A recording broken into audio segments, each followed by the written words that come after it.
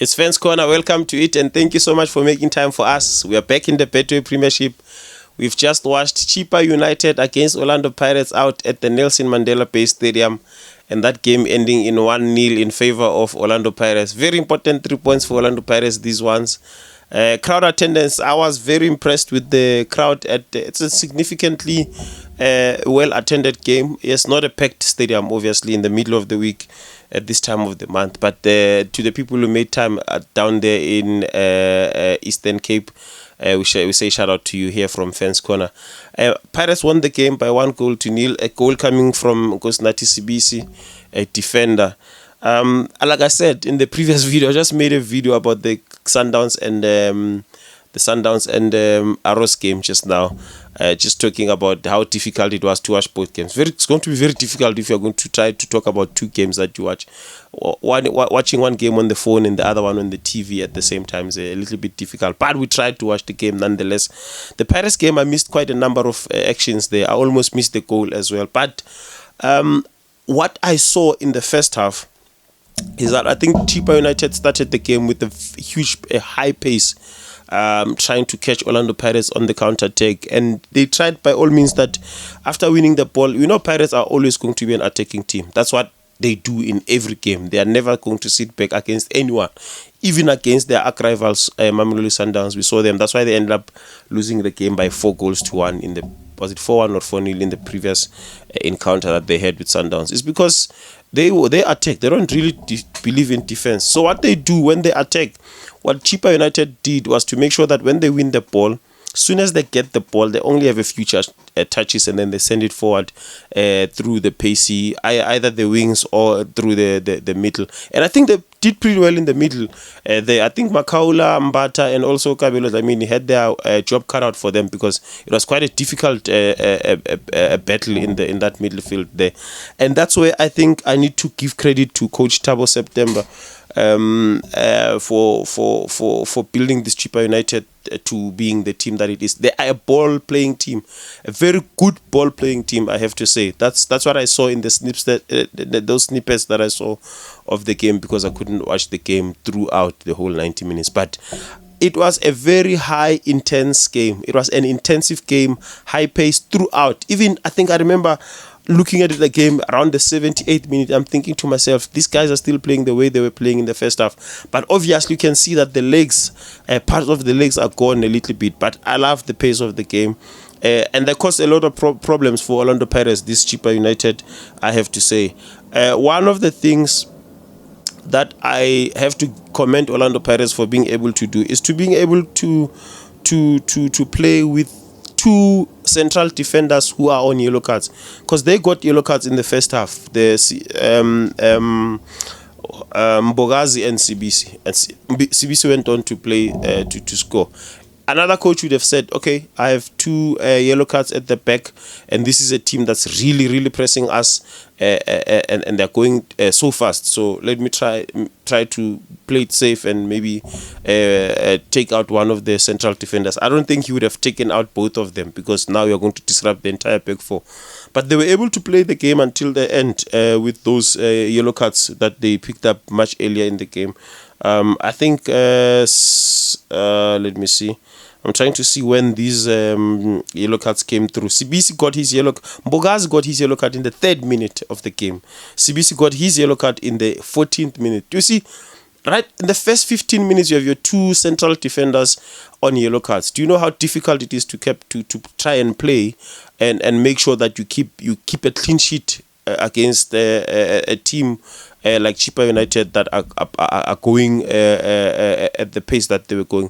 Because whenever a team is going too fast, it's very easy to commit a foul, which is, I think, the reason why you see these two yellow cards coming in so early in the game, is because of the pace of the game. I think Mbogazi in particular was very lucky, because he could have easily been taken off, because there were some incidents that happened after he already got the yellow card. Yeah, But what does this do for Orlando Pirates in terms of the title race? We saw Sundowns dropping points out in against Golden Arrows in that controversial game. I spoke about it in the video that I've just uploaded now. It doesn't shift much in terms of advantage. It's still Sundowns' advantage. Pirates are going to need a series of good results in their way, in their favor, and then they hope that Sundowns are going to drop points. And I don't think Sundowns are going to drop a lot of points. Even tonight, them dropping points the way they did can be easily attributed to poor officiating in that particular game. Those 3 goals that were disallowed that are very, very questionable. So I think it's still advantage Mamelodi Sundowns at this point.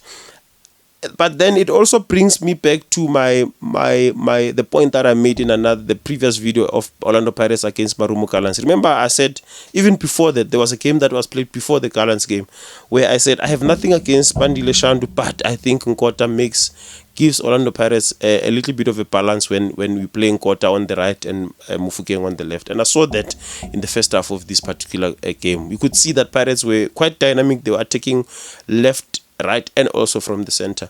They were able to do that because I think the relationship that Mufukeng and Nkota have, even though they are playing on opposite ends of the field, I think his very first pass, I think it was the very first pass, I think in the first minute of the game, Mufukeng tried to drift inside and pass the ball to the right hand side, to try and make sure that they stretch the defense and make sure that they can create some space for their attacking players to create chances there.